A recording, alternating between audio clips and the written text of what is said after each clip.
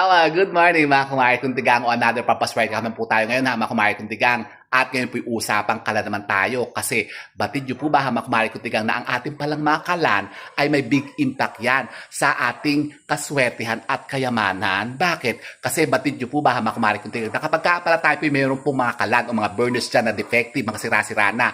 Nako, isa po yan sa nagiging dahilan kaya mabilis na mabilis tayo na uubusan ng ating pera. Talaga ba? Opo, halimbawa, meron kayo mga burners dyan na hindi na sumisindi. Yung isa po'y pundido na, busted na. Alam niyo po ba, isa sa mga kasama niyo sa tahanan po, yung nawawalan po ng trabaho, nawawalan sila ng kita. Kaya abatan niyo yan ha, mga kumari kuntigang.